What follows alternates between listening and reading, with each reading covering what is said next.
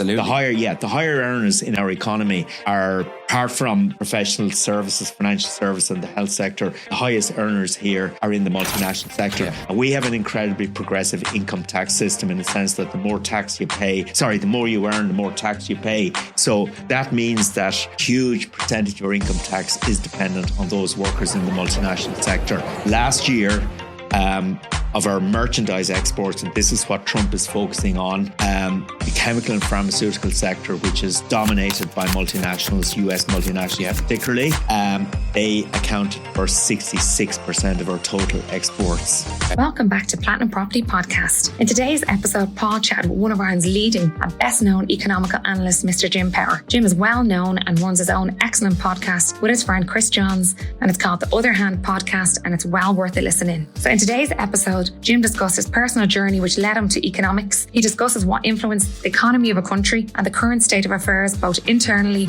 and externally within this country. Jim talks a lot about Mr. Donald Trump and all the uncertainty and confusion he is causing worldwide. So sit back, relax, and we hope you enjoy this podcast.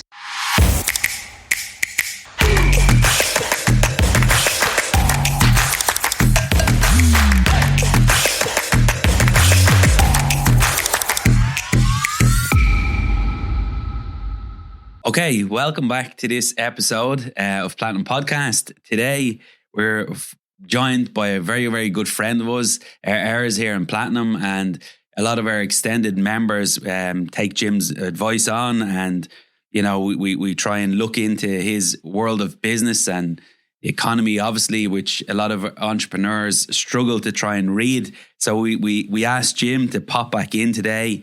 Sit back, relax. Maybe listen to this episode a couple of times over because there's a couple of things going to sink in as we go through it. But today we're honoured to have Jim Power in the HQ. Jim, you're very, very welcome. I'm delighted to be here, Paul. So thank you very much for the invitation. No problem at all. I hope your clients get some sort of coherent message out of this, because my mind isn't particularly coherent at the moment. So we'll see. Well, look, we have a great lineup for today. So a couple of, again, I'm not the highly educated as yourself, so these questions are going to keep down to very simple and format. But I think we have got a high level of confusion happening around the world, and we're going to try and make it a little bit easier after today's chat. So, Jim, just for those of you who don't know, you done a talk here upstairs with all our members around 2022, late 2022, I think November time. I think maybe the war in Ukraine had just started. But for those people that don't know you, that may be listening in now to our business podcast, a little bit about yourself and how you got into the world of Paul, I was afraid for one moment there you were going to remind me of what I said back in 2022. I don't like going back on my predictions for obvious reasons. I started life, I'm from Waterford, left school. I actually was due to start science in UCD. And unfortunately, I was offered a job by AIB.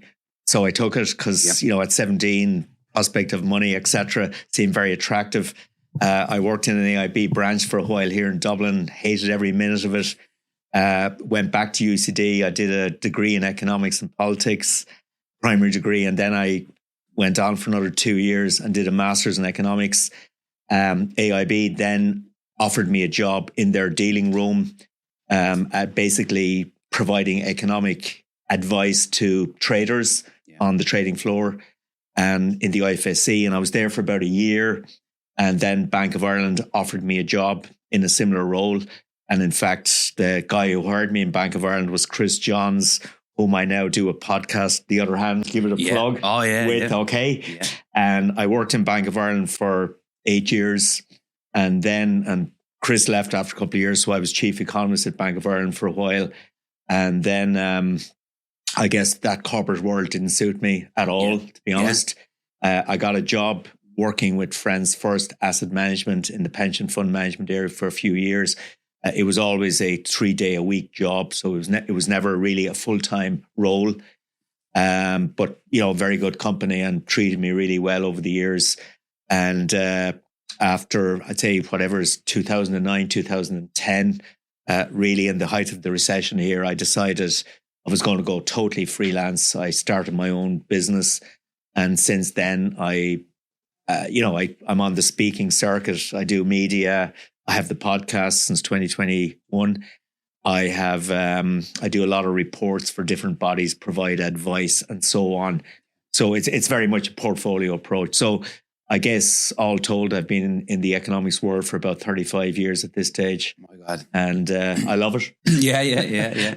Well, look, as again, people like younger people like myself and maybe people are listening in here and that are involved in the world of property, we have to look into the future as well. We also have to take advice from yourselves, and we have to be able to, you take on a massive amount of stuff coming in. You're worldwide. You're watching stuff that's a good bit down the road, which we'll be talking about later on.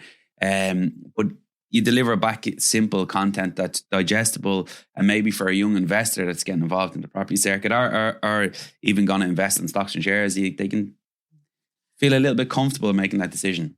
Yeah, well, I think it's important to recognize, I'm an economist and I spend my life analyzing economies, and but increasingly politics is becoming more and more influential in the world of economics. Perhaps it was always so, but I just think since the Brexit referendum in the UK in 2016, the election of Trump later that year, and everything that has happened since then, the Ukraine war, the recent re-election of Trump, all of this stuff, these political developments have a huge impact on the world of economics.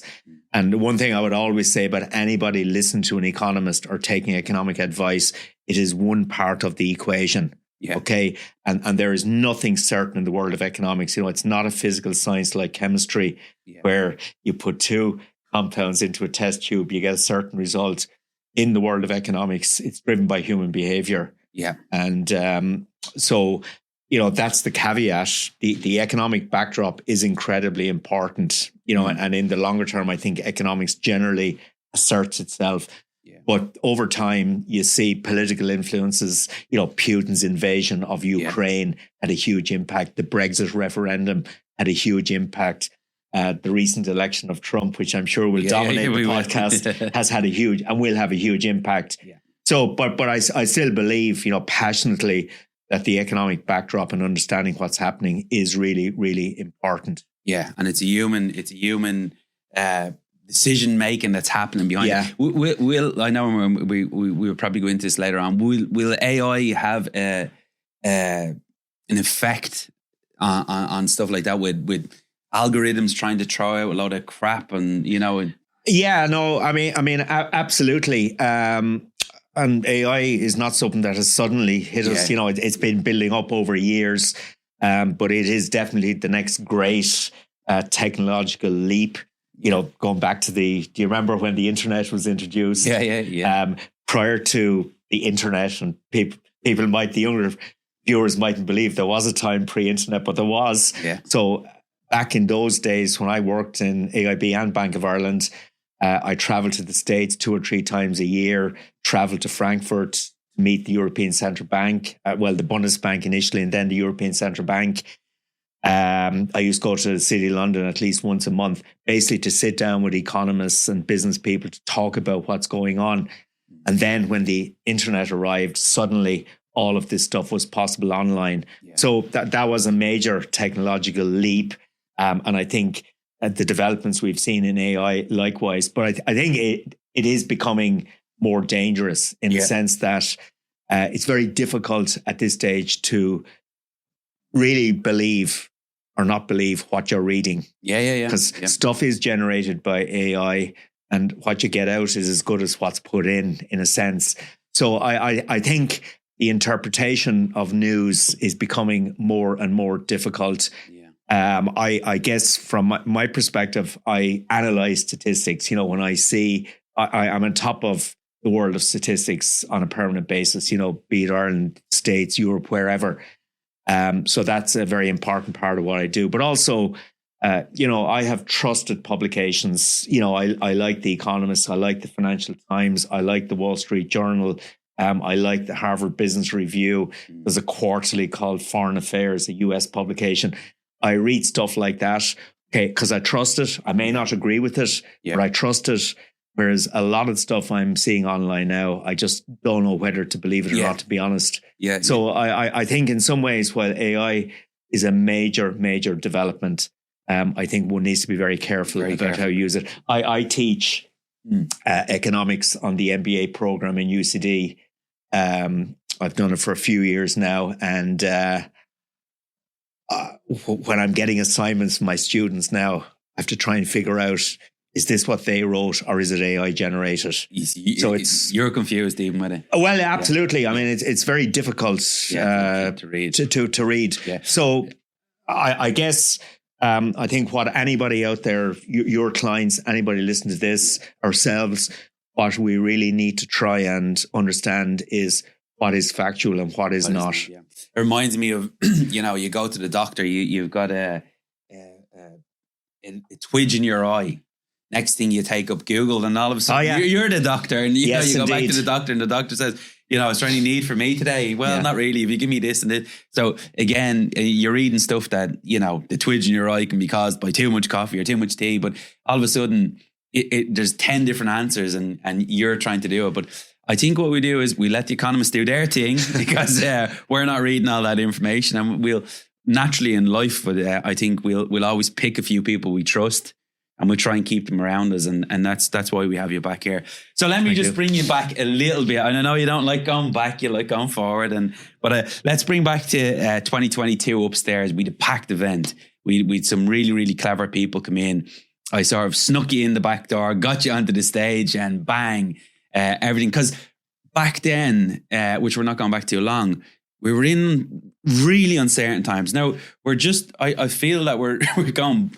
We've only not come out of it, but we're sort of, that has settled. And then next thing, we've got this Trump thing looming all around the place. But in 2022, you were upstairs. You gave a great advice. You gave great talk. You gave us a good bit of look into the future with interest rates going up. The Ukraine and Russia war had probably started. And it was causing massive levels of confusion.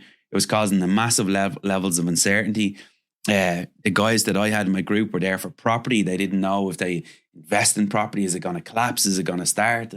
They wanted to start their careers in property. And you sort of leveled out the playing field and said, guys, look, this is the facts. The facts is we have a housing crisis. We have all these things different happening. And the war has kicked off. What's your thoughts on the Ukraine and Russia war now? Do you think we're going to eventually come to an end with this thing, or what's your I guess even going back a little bit further to, I mentioned the Brexit referendum in 2016. The economic consequences of that have been phenomenal. There's no doubt about it, and we still we're living through the consequence. I guess Minor's perspective, actually Brexit has been pretty beneficial in some ways. Then we got March 2020 COVID, which had a huge impact, and massive impact, and there's a huge impact on property as well. I was in San Francisco last week, and you can see the impact of COVID there with empty office space in the city centre. Remote working, all of that stuff. So, and we see the same here in Dublin. And then the Russian invasion of Ukraine. We initially saw a surge in energy prices, food prices. It fed into the COVID-driven inflation spike. And there was a sense last year, the Ukraine war, it is a horrific war, but it had sort of settled down in a sense, in the sense that it wasn't having the same impact on financial markets and energy prices and commodity prices, and that's what the markets do. You may think it's unfortunate or whatever, but the markets just adjust to whatever environment is in place. Okay. And that certainly happened with the Ukraine war. I think Trump is probably going to get a settlement there, probably. Okay. I think it's one that's going to be totally...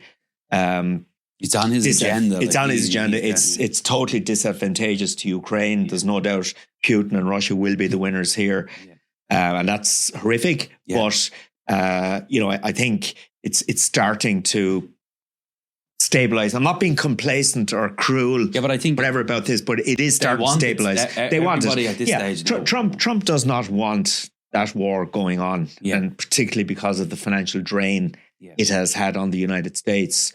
And also, I think what Trump is certainly would be happier about now is the fact that we're starting to see European countries, particularly Germany, starting to up their defence spending because Trump believed that Europe was not playing its proper role in terms of funding NATO and defence spending.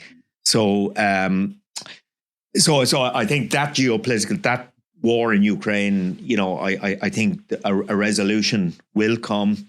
As I say, it will not be advantageous for Ukraine, but at least, peace hopefully will be restored as quickly as possible.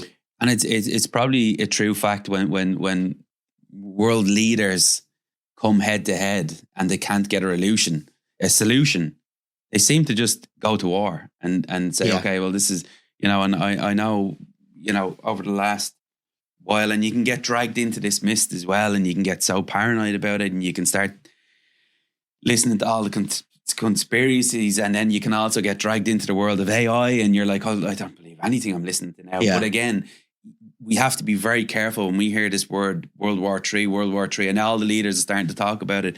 And then obviously we're going to go into Trump now, because I think he's going to be the main talk of this podcast. But I when you hear him say things like that, and I think embarrass himself a little bit last week, whether he's trying to get this deal done or not.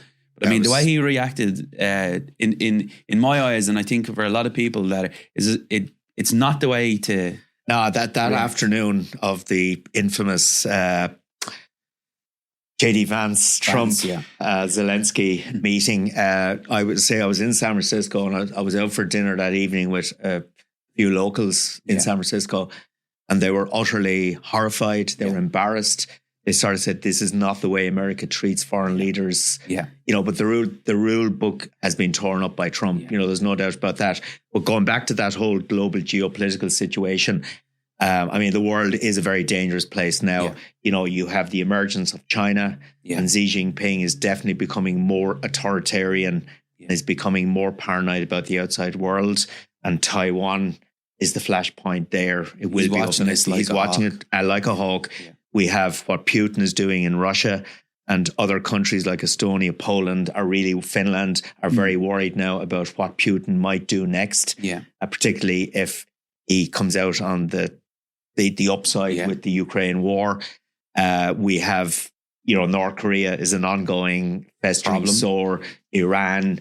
And in Africa, there's a lot of wars going on in sub-Saharan Africa at the moment. Sudan is horrific, but as the Democratic Republic of the Congo, you look at any place in Africa at the moment. I think someone was saying there's like 43 different wars or something going on. At least, we only hear maybe. And I think it's the most people, the highest number of people are fighting on earth at the moment at any time since the Second World War. So it's, and I kind of feel that in the midst of all of this total geopolitical chaos, the stability always was the relationship between the States and Europe. There was a united front there. And I think that was a very important counterweight to all of the other stuff that's going on. And unfortunately, that is now breaking down.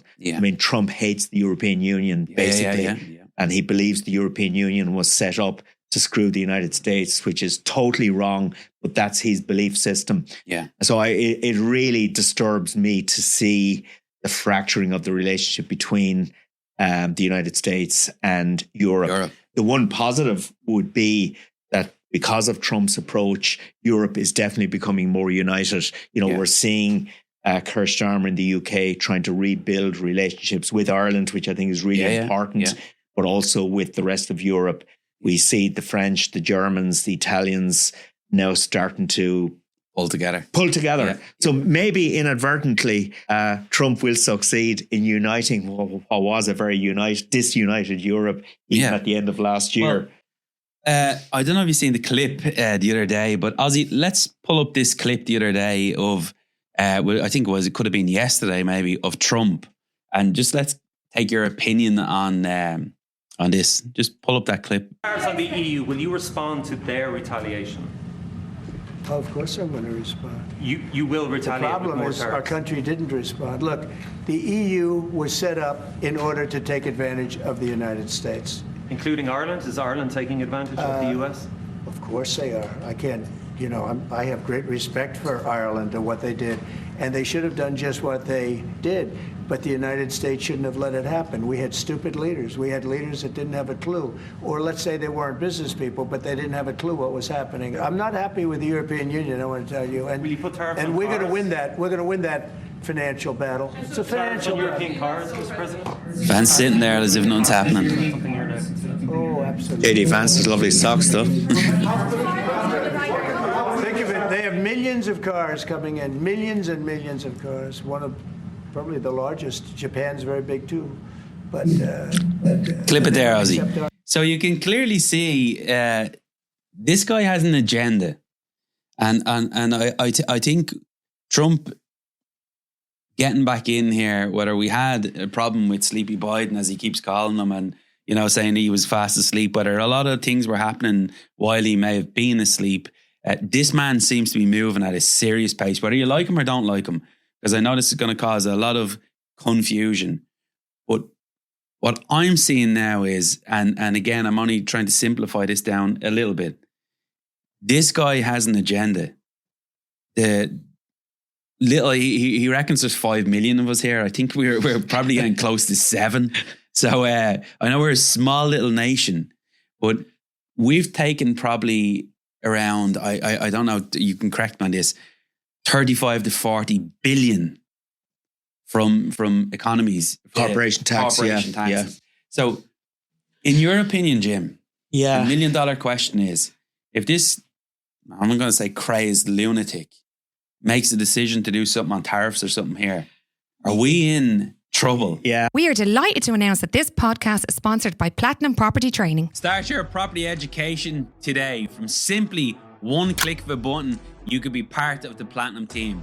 We have made this so affordable for everybody in the country. If you have any interest in property, there's no reason why you shouldn't be part of the Platinum brand. We have got it all systemized.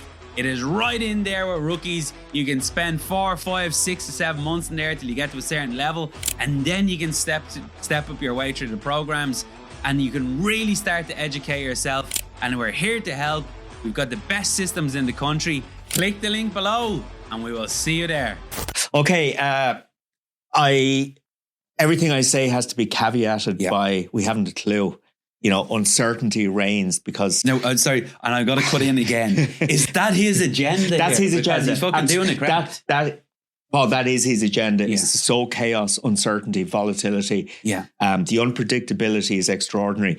And okay, we feel it over here, but talking to people on the ground in the States, they are as confused as we are. Okay. They get up every morning wondering what is the latest thing that Trump is jumping on. I've spent a lot of time in Canada, done a bit of work up there in recent years, and Canadians are lovely people. Well, sorry, I sound like Trump now saying they're lovely people. Sorry, but it's a great country. I love it, and Trump is now picking a serious row with Canada. The logic behind that is totally escapes me. But Trump's point on the European Union is totally and utterly wrong. The European Union was not set up to screw the United States. Yeah. The European Union was a peace project after the Second World War. Treaty of Rome in 1958-59 and the formation of the European Union as we know it today was basically driven by this belief that after the Second World War, you could never again have a war like that on the continent of Europe. And they believed that economics was a way of achieving peace, because if you get countries trading with each other and people moving from country to country, single market, they become more integrated and friendly and, less likely to go to war. And that has worked in Europe. And indeed, the United States actually, was a big driver of the European project back then. So it is utter rubbish and dangerous to suggest that the EU was set up for that purpose. But that's how Trump believes.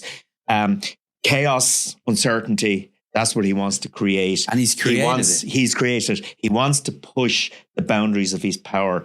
He's going to see how far he can go. And, and if he goes too far, he'll back off again and he'll go off in a different direction. And that's what we're going to be faced with over the next few years. But there's a few fundamental things I think we need to understand about Trump insofar as we can. He's a total narcissist, but he has this view, America first. anything he does will be with a view to benefiting the United States. I actually think it's more Trump first than America first. But anyway, if you accept that America first mantra, and what flows from that is he hates free trade. He hates free trade agreements. You know, he was the one responsible for renegotiating during his last presidency the North American Free Trade Agreement between Canada, the United States, and Mexico. And at the time, he said this was the best trade deal ever done. Mm-hmm. And in recent weeks, he's torn it up, said it was a dreadful trade deal. And he's kind of blaming Sleepy Joe and others for it. But he was instrumental. But so what we see is you cannot trust him at all, you know, and he says one thing and he turns around the following day and just tears it up. Yeah. So, but anyway, trying to understand, he's anti-free trade, he's anti-free trade agreements, he's very isolationist, it's America first. So he's quite happy to totally antagonize Canada, to antagonize Greenland and Denmark, which owns Greenland effectively. He's antagonizing the European Union. And he's sowing absolute chaos. And how is this manifesting itself? Well, the key way it's manifesting itself is in the tariff regime. Yeah. Okay, because he believes that the way to bring jobs back to the United States is by making imports from other countries much more expensive, because that's what a tariff is. You know, it's a tax on consumption, basically. So it's making things much more expensive. And he hopes that by doing that, they will start making those things in the United States. And there's a US retailer, Eddie Bauer, probably got the pronunciation wrong. I think they're in the shoes, clothing, sportswear type of area, that type of retailer, broadly speaking. But they said last December, they buy most of their stuff in from China. And if Trump puts tariffs on the stuff they import from China, they will just move the manufacturing to Indonesia or Vietnam or Mexico. And so the point is, they will not be moving the jobs back to the United States because it just does not make sense to manufacture that stuff in the United States at a low enough price, because, you know, the US is an expensive country to do business. So, but the tariff thing is how it's manifesting itself. Because he like this tariff thing, he's coming out every day of the week. And they're not small tariffs. He's shouting 200%. Oh, yeah. 50%. Like, these things can cripple countries. So our little shamrock of a country, beautiful little country, everyone loves it as we pick we're great people. We're great people. But I mean, he can destroy us very quickly. Yeah, well, or can he? Well, question. I guess I would summarize this by saying Ireland's concentration risk. Yeah. Okay. And throw out a few statistics. At the end of last year, there was 302,560 people employed by multinational companies in this country. Yeah. Okay. A lot of employment. That's 10.8% of Irish employment. And for every one job in a multinational, there's about 0.9 of a job supported in the rest of the economy. So in other words, you know, the multinationals buy in services mainly from SMEs. Yeah. Okay. You know, van delivery, electricians, whatever. Okay. Yeah. So lots of sub-supplies. So you're talking about nearly 600,000 jobs directly and indirectly dependent on the multinational sector. Most of the multinationals are, US. Yeah. Okay.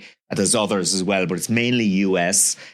In 2023, the most recent data we have, 10 multinational companies paid 52% of corporation tax.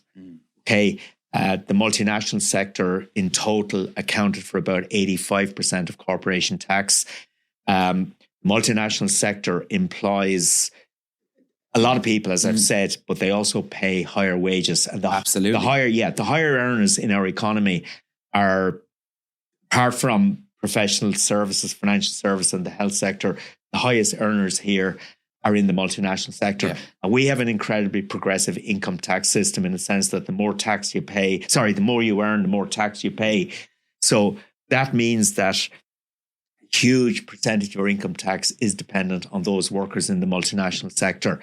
Last year, of our merchandise exports, and this is what Trump is focusing on, the chemical and pharmaceutical sector, which is dominated by multinationals, US multinationals particularly, They accounted for 66% of our total exports. Okay, so you can see the concentration risk. And the obvious risk would be then that if Trump does something that causes or forces or cajoles those companies to relocate back to the United States, we have a serious problem. That's like when everything is doing very well and Micheál Martin's having a bit of crack out over in America, and that is the $1 million question. It is, yeah. If he does something crazy here, how long will that take to affect? And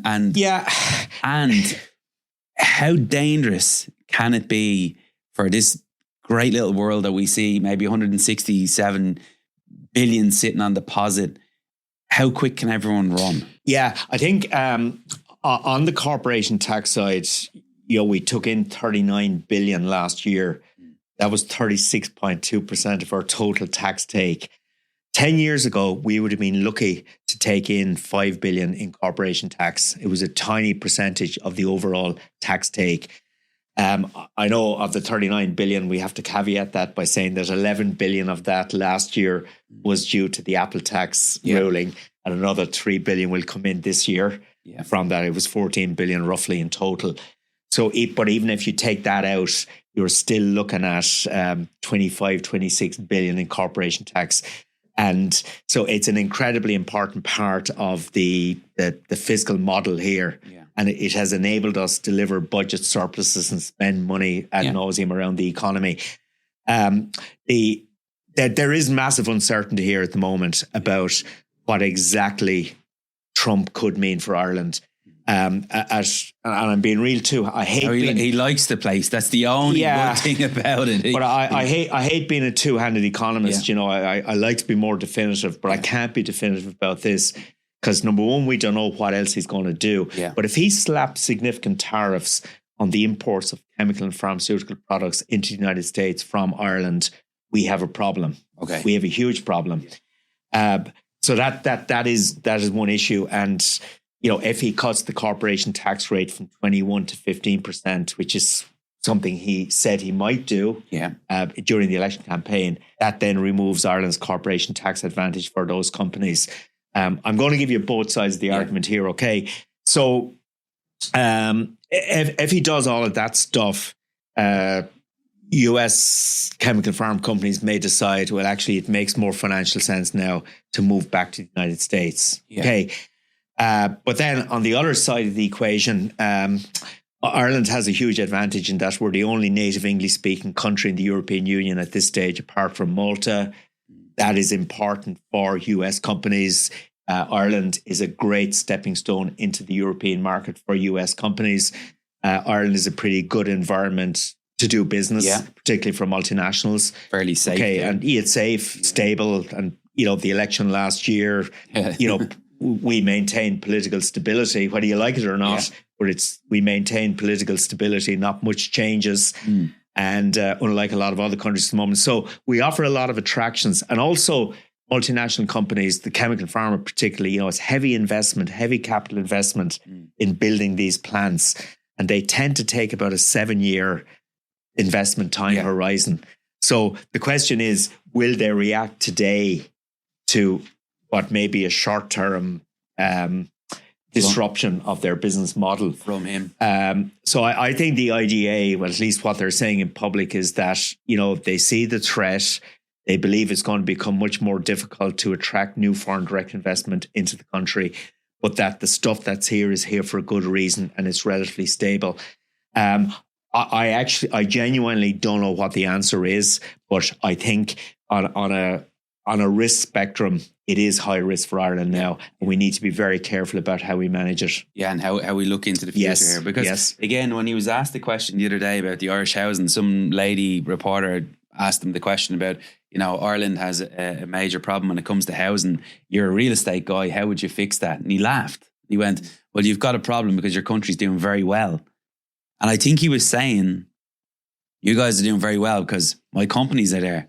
Yeah. let's play the game here. But Yeah. And he didn't go into, most people would naturally think, well, if you take come up with a plan to say, well, we're going to start doing infrastructure here and and we'll loosen up the planning laws. He didn't. He said he got to the point very quickly. Your country's doing very well because of America. That's what I heard. Oh, that's 100%. Absolutely. There's no doubt about it. Looking at, I guess, how Ireland deals with this threat from Trump, okay, diplomacy is important, but I think it's limited in terms of what it can achieve because, it was all hail fellow well met with Micheál Martin the other day, but yet he got in the digs. He knew exactly what he was saying. And there's every chance, of course, the following day he'll turn around and, hit Ireland a serious punch. So So I would. That's the level of confusion. That is, but the diplomacy thing is still important. Yeah. And it was important for Micheál Martin not to piss him off the other day, because there was no upside there. I mean, he's been criticised for not bringing the Gaza situation up, for example. Yeah. I think that would have been nuts in those circumstances. Yeah. But the other things we need to do, we need to take a more strategic view on addressing the things that make Ireland a good place in which to do business. Yeah. Energy is a huge issue. Yeah. And we've seen serious difficulties in delivering data centers because of energy. We shouldn't be in that situation. We needed to push the renewable energy agenda much more aggressively than we have done. But we need to invest in energy. We need to invest in water. We need to invest in public services like health and education. We need to invest in infrastructure. And I think most importantly of all, we need to invest in housing because housing, we hear a lot about homelessness and the social implications of the housing shortage we have. Young people being forced to live at home with their parents, which is a horrible outcome for them. Yeah. But there is a serious economic aspect to housing as well. It is an element of national competitiveness. And, Trump was correct in saying that, in some ways, the housing crisis here is a reflection of economic success driven by US companies. But also there is a more fundamental point.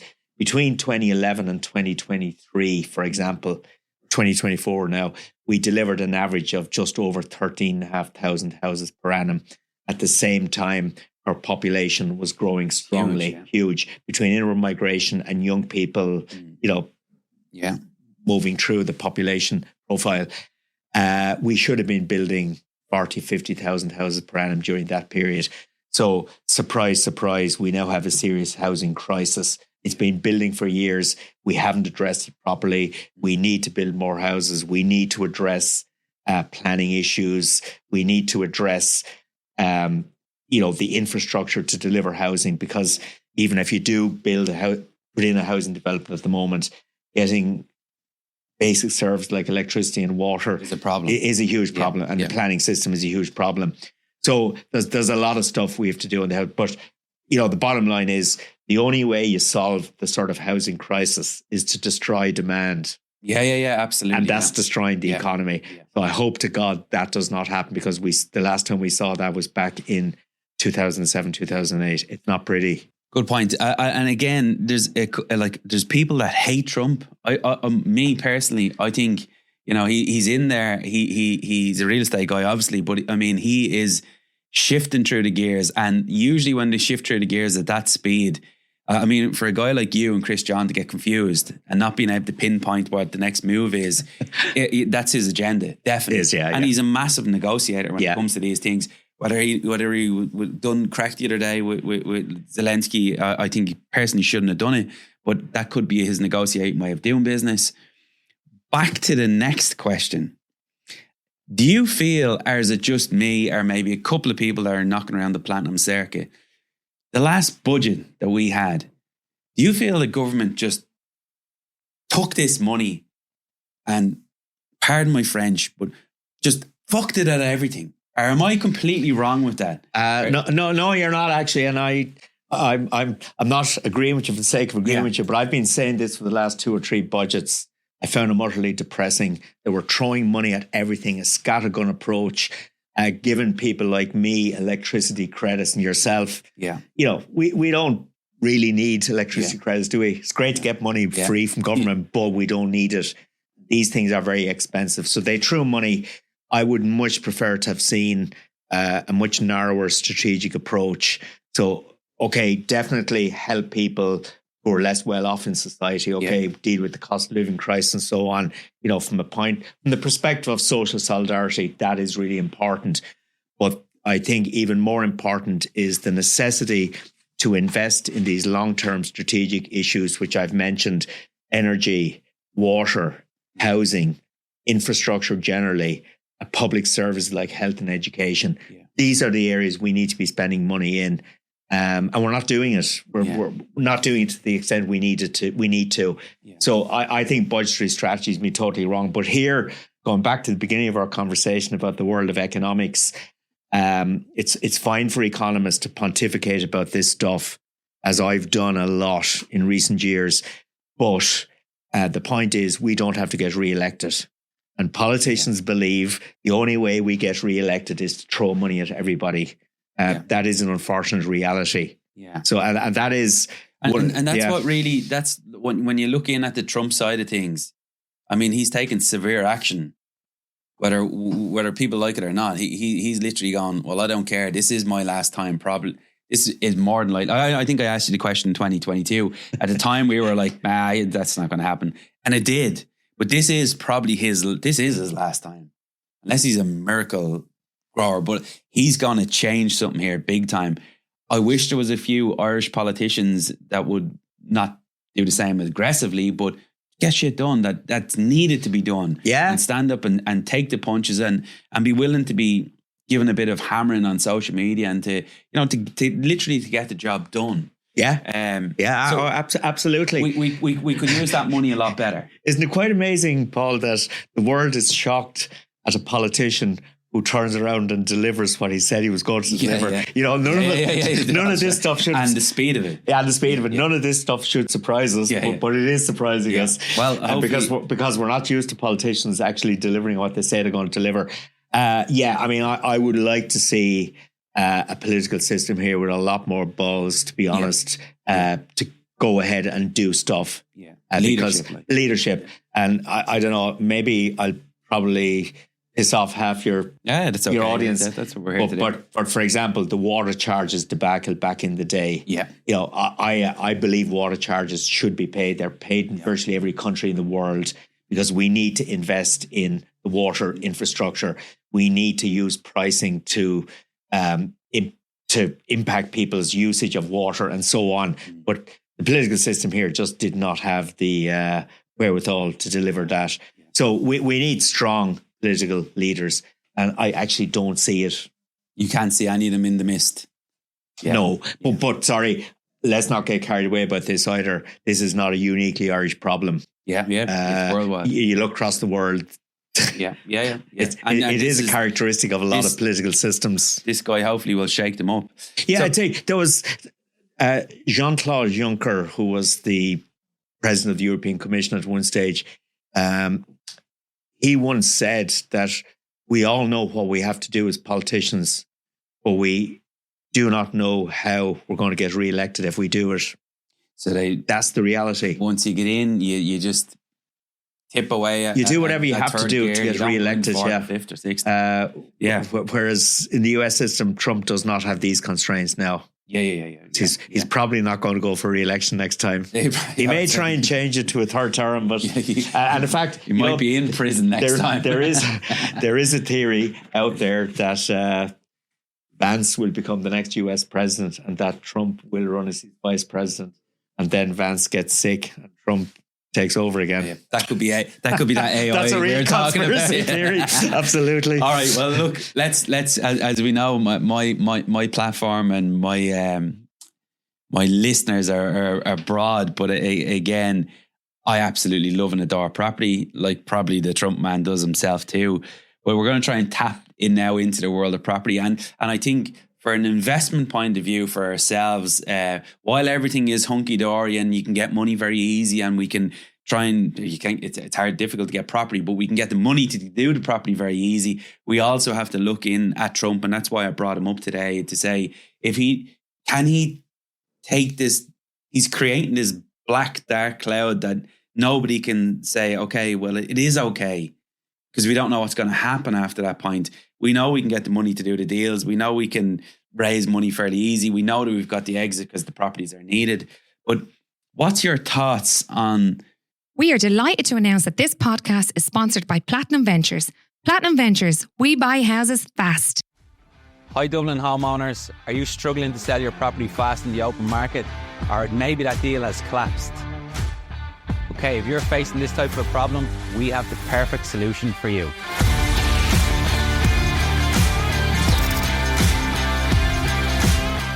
Welcome to Platinum Ventures. We buy houses fast.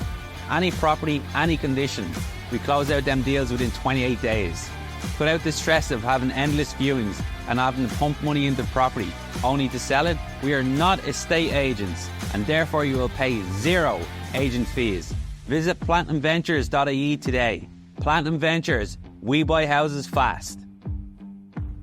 The property space at the moment and the investment world of in property, we see interest rates. Last time we were talking in 2022, we were confused. We were like, Jim, tell me quickly, is this thing going to stop? Are we going to head to, like, we went from a space of, in the buy-to-let space from 3.9%, 3.95, which we were able to get money at. It just went to 8.95, 7.95, Yeah. super quick. Yeah. And Okay, there's a number of aspects, obviously, to the property space. And everything I say, again, this isn't my style. Yeah. Okay, but I have to caveat it in uncertainty because the Trump thing just fundamentally changed everything. Okay. Yeah. But anyway, looking at some of the factors that that influence property. Yeah. Okay, the interest rate side. The European Central Bank since June of last year has cut rates 6 times, 6.25% cuts, 1.5% in total. My belief is that the European Central Bank should cut rates by another 1% in the next 12 months because that's what the European economy needs, because the European economy is basically struggling along the bottom at the moment. So Europe needs lower interest rates. Inflation has come down to levels that the European Central Bank should be happy about. So I think, up to 1% should be delivered. I'm saying should. Yeah. No, that's, okay, that's fair. That's what's warranted. So we're still going to stress test anyway. Yeah, that's obviously a positive for property. In terms of the dynamics of the property market here, there is a massive deficit of residential accommodation, both to buy and to rent. Okay, there's no doubt about that. We saw in 2024, planning permissions were down over 30%. Last year, and that's obviously a forward indicator of what's going to be delivered this year and next year. Last year, we delivered just over 30,000 residential completions. We need to be delivering up to 60,000 per annum. So there is, and that's on the supply side, and on the demand side, the demand is still incredibly strong. Yeah. We have a growing population. We have a very young population. A lot of young people who are living at home with the parents now, they want to buy property. So there's a lot of pent up demand out there as well. So the demand and the money is in the European markets to go and get the money to build them. So yes. What like in your point? What is the price? Is it the planning permission? Is it the roadblocks back from government? What is the? What is the problem? I think there's a lot of problems here. Or sorry, the blockage. The lot of blockages. Yeah, there is a funding blockage for developers. Okay. Getting access to funding at a rate that would make it economically desirable to deliver, particularly apartments, just doesn't stack up at the moment. So the funding model is wrong, particularly for residential development. And I believe at this stage, and if somebody had said to me 10, 20 years ago, I'd have said something like this, I would have laughed, at least. But now I would say government should intervene and provide backstop to developer finance. And and subsidize it if necessary, because we have a national crisis. We need to address it. So that's one issue: funding model for development. The second issue is around planning. Yeah, the planning system. Crazy. it's crazy. And NIMBYism, feeds into that dramatically. We're not unique. The UK, the same discussion be going on. Talking. Absolutely. So the planning situation, the infrastructure, unless you have proper roads, public service like schools and health and so on, but so that's really important. Getting water and electricity on site as quickly as possible. That is really important. Problem. Yeah, absolutely. There's not enough planners in the system. Yeah, that's another problem. It's another problem. So there's a myriad, there's no silver bullet solution here. So there's blockages. There's a lot of different things. I think we need to look at, vacant properties much more seriously. And I'm not talking about derelict properties. I'm talking about vacant properties that wouldn't require very much investment to make them habitable. Yeah, I spoke to you earlier on about one that we've just secured 43 years empty in Dublin. Yeah. It's crazy, and that's not the only one. Yeah, no. Loads. Well, I get the 15 bus into town through Rathmines, and it's remarkable on top of a bus to look down at at all the vacant properties. But there's also, I think, the old cliched above the shop. There's just so many retail premises around the country lying idle. They could be converted into 2 apartments. Yeah, definitely. For example. And there's a whole load of different things that need to happen. We step over 40 minutes over into the UK, and it's a different setup. They're much more quicker. Jim, we have got the greatest minds in the country. We have got the greatest engineers out there. We're known for this. We can get shit done. Yeah. We've got some great entrepreneurs. We've got the money. Have we not got the leadership? No. Is there someone who won't in government say, okay, this is the model that's needed, and I'm putting my neck on the line, and I'm going to get this shit done. I'm going to set up a funding under this system. Is it like, let's not talk about that because of the Bertie times, and what's the problem? I mean, let's face it. To me, one of the most positive things we've done in this country in the last 3 or 4 decades was the delivery of the roads infrastructure, for example. Yeah. And that was brave stuff. It was expensive. Okay, we did get EU funding for a lot of it, which was important, but it was expensive. There was huge planning issues, but we did it. We did it, and it's a pleasure to travel them roads. It's a pleasure, absolutely. I get up and down to Waterford very often, and it's now an hour and 40 minutes. I go to Cork listening to the Other Hand podcast all for now. Thank you very much. Thank you very much, But all jokes aside, that was the last time. And I mean, the development of the IFSC, the development of Temple Bar. Yeah. Say what you like about Temple Bar, but it's bloody successful. So stuff like that we've done in the past, but that required sort of strong political leadership. Love or hate Haughey, he actually was a visionary. They got stuff done. I just don't see that in the political system at the moment, to be honest. Yeah, and I think political leadership in any aspect of life is really important. But political leadership, I just don't see it. Yeah, this drives O'Leary. I hear Michael O'Leary screaming from all the heights about different leadership aspects. And I mean, there you are. We have the issue about the cap on Dublin Airport. And they won't lift it. I mean, that's mad stuff. And you can see him getting very frustrated at it. Yeah. There's growth there to come in. I don't know the exact numbers of what that would look like. Yeah, but you look at Ryanair, actually. You bring up Michael O'Leary. Ryanair being called out in the White House during the week, as the biggest buyers of Boeing aircraft for the last 15 years.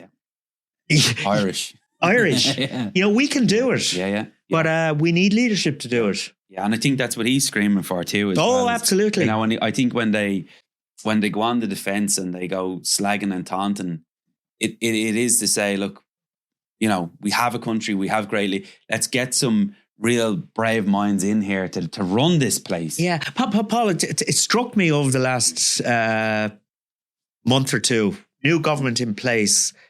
The world is imploding. It really is, and Trump represents the greatest existential threat to Ireland in many decades. There's no doubt about that, okay? But we're whistling past the graveyard. If you look at what has dominated the early weeks of the new government, the Dáil, it was speaking rights. Yeah, yeah. I mean, for Christ's yeah. sakes. Speaking right, yeah. Yeah. You pronounce Ireland wrong, you're getting penalty. Oh, it's stupid stuff. Yeah, we're whistling past the graveyard, you know. Jim, you're an absolute legend, and you come in with a massive amount of knowledge, and you know, for people like myself that might have pulled out of school early and believed them, we're not going to even get into the educational system in this country, because I think that's another debate. But again, for people that may have pulled away from school early, like we really respect the level of work you do to bring back some, you know, and simplify it. And I mean, the Other Hand podcast is really, and it's a bit of crack. It is. I love the bit of fighting that goes in there, but it's a good debate. It's a bit of crack, and it's taken all that knowledge that you guys spend hours upon hours listening to and dissecting. And not running it through AI, running it through factual stuff, and giving simple minds like ourselves and all of now, Paul, come on. Yeah. Don't denigrate yourself. Yeah, I might be heading to government next. No, what you've achieved. Yeah. Okay, what I'm going to do is I'm going to try and I always try and tap into your mind, because we know you're clever, so we're going to try and take a bit of crack out of this one as well. If Paul Green, and I know Trump done this, I remember listening to a podcast there. I listened to one of his podcasts a good long time back, and he said, ring them back up and tell them I'll do the podcast for, I want £1 million check. And he got paid the £1 million. Yeah. So let's just assume I'm going to give you £1 million. Thank you. And you're going to be delighted, and you're going to be leaving Tala, like saying, Paul Green, you know, put me £1 million, he's doing well. Let's say we wire that check to you next Friday. You're going to have to give us a bit of time, right? And you pay your taxes because you're a good citizen of Ireland. What does Jim Power do with the rest of that money? If you didn't want it sitting in your bank, where would you park it for an I probably invested in Waterford FC or QPR, okay?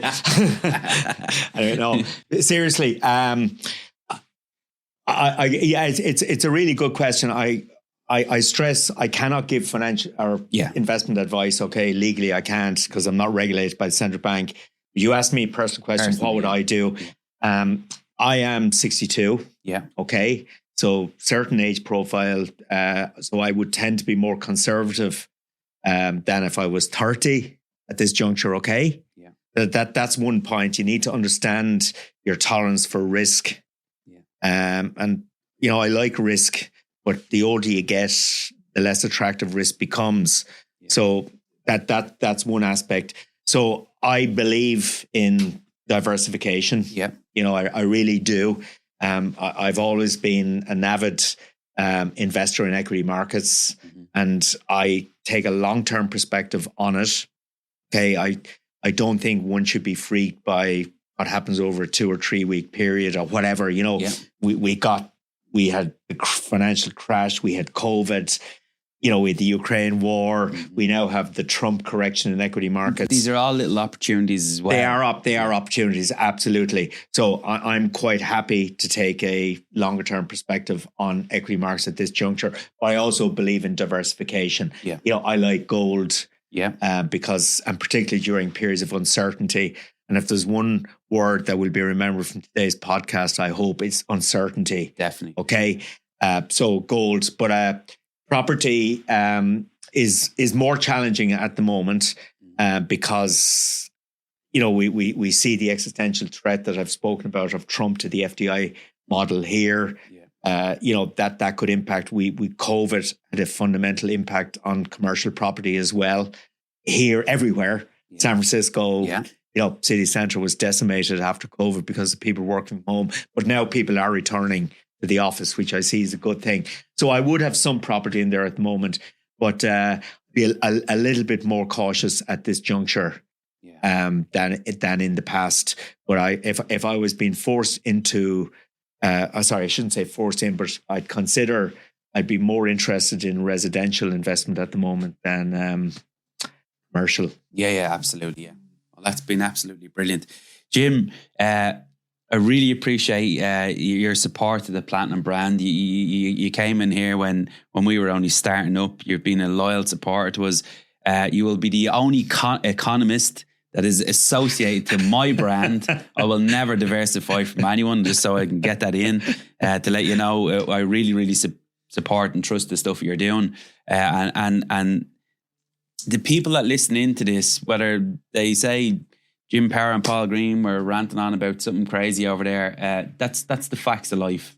And as in making an investment, when you're looking at all these broad things, the economy kicks in to a lot of decision that when I'm making a financial decision to buy a house or to buy another rental property or whatever it is, or buy gold or whatever, we have to look at the economy. And we have to look at this dark cloud that's up there. And sometimes when, a simple mind is looking up at it, it's too confusion. It's too messy. And I mean, I really appreciate the way you said today, this thing is, we don't know what's happening. Like, we can't tell what this guy is going to do, because whatever he does is going to affect the world. Yeah. But I like the way your honesty about the approach to it as well, to say, look at the whole aspect of it, look at the whole landscape, take everything in and try and pinpoint the right decision that you can for your investment. And the way we talked about today, leadership is a big thing. And if we can get a few minds in government with the right leadership, I think we can fix this blockage that we have in the property, because that's all really it is. It is a blockage. Yeah. And somebody needs to take control and say, this is what we're doing, and it's happening at this time, and that's the end of it. You'd have to question also actually the role of permanent government here. The civil service departments, the Department of Housing, for example, the Department of Energy. Are they actually doing enough to push this stuff? Well, I think you're dead correct with that. And it is, because I just looked at my notes there and I seen Musk. And I didn't even get into that. Whether this mad thing has brought him in here to really destroy departments like that and say, this is the way it's going to happen. That's definitely in there. That is not the correct approach, actually, because he's indiscriminate about it. Because I met a girl in San Francisco who has a PhD in science, and she was working in Alzheimer's research. Yeah. And funding was just ceased. No, you're spot on. I'm chatting to a guy about a different business, stepping in, because we think we can take the business to a different level. And the very first thing he said to me is, you're not stepping in here to destroy anything. You sit back and shut up for 6 months. And I was thinking, well, Elon Musk just went in and destroyed it. But you're correct. You have to take a more strategic approach. Definitely, you are correct. But still, fundamentally, what they're trying to achieve, maybe desirable enough. Yeah. Jim, it's been an absolute pleasure having you on board. We didn't get on to the S&P 500. It's on a little bit of a shake at the moment as well, but it's technically now in correction territory, in that it has fallen by over 10% from its peak in February.